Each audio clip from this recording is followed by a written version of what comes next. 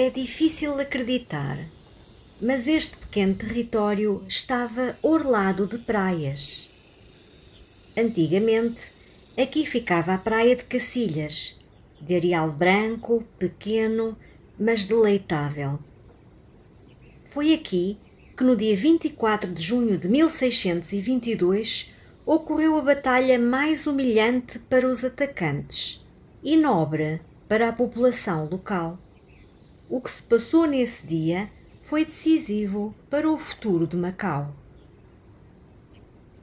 A Baía da Praia ficava sensivelmente onde hoje fica a curva do ramal dos Mouros, e o areal estendia-se terra adentro até ao atual pátio da escola Hong Kong.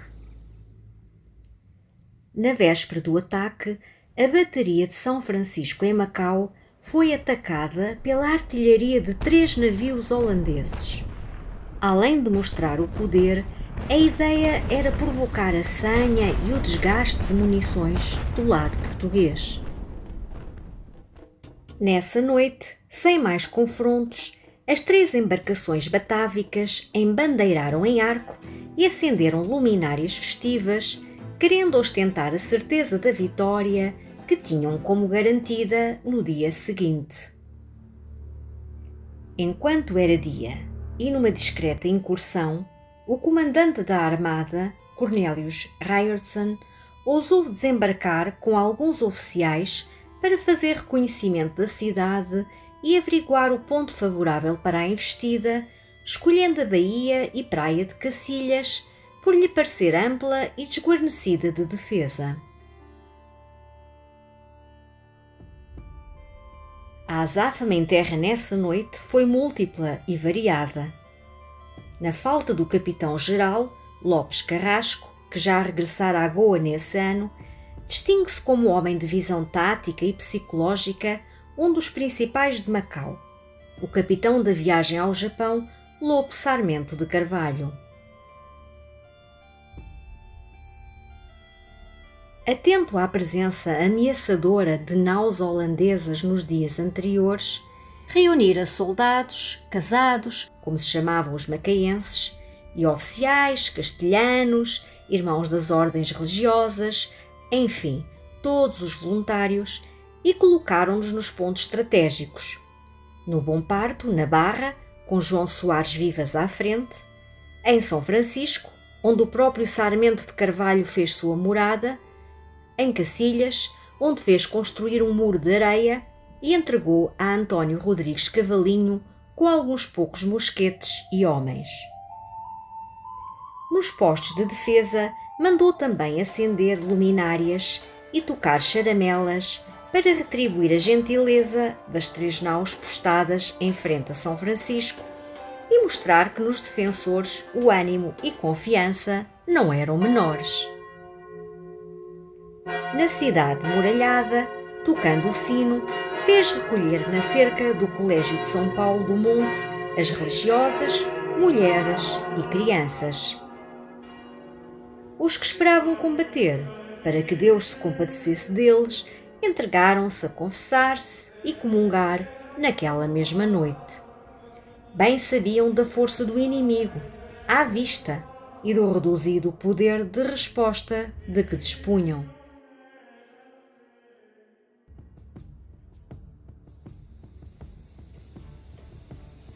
Pela madrugada do dia 24, as cigarras cantavam freneticamente e os passarinhos chilreavam despreocupados, quando começou o desembarque dos inimigos.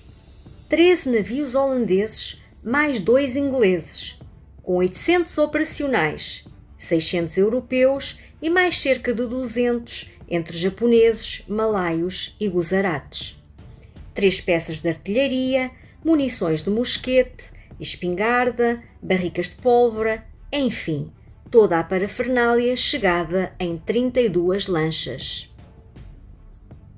No começo, e para facilitar a invasão, os homens do comandante Cornelius Ryerson fizeram-se antecipar de um barril de pólvora úmida a arder praia dentro. A fumarada espalhou-se, negra, e a gente de António Cavalinho a custo trocou com os estrangeiros a primeira carga de mosqueteiros, onde perdeu a vida um dos nossos casados da terra e onde o comandante-chefe dos corsários, Ryerson, foi gravemente ferido.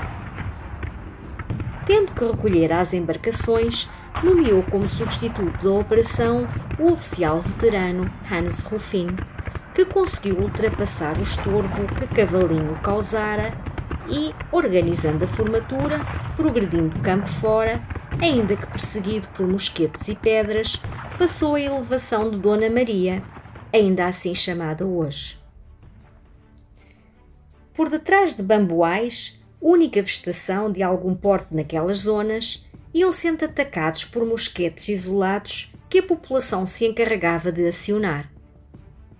Pensando que seriam afinal muitos e receando que houvesse alguma emboscada, os holandeses terão descido da colina, passando pelo sopé da montanha russa, atravessando o terreno descampado, atual cemitério municipal da Nossa Senhora da Piedade, de forma a apanharem uma passagem de terra batida que fazia a ligação entre as portas do cerco e a cidade cristã, hoje Avenida do Conselheiro Ferreira de Almeida.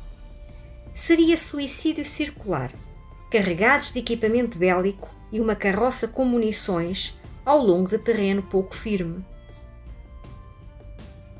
Evitando os pântanos e arrozais, desenharam uma volta que a toponímia ainda conserva lembrança nos nossos dias.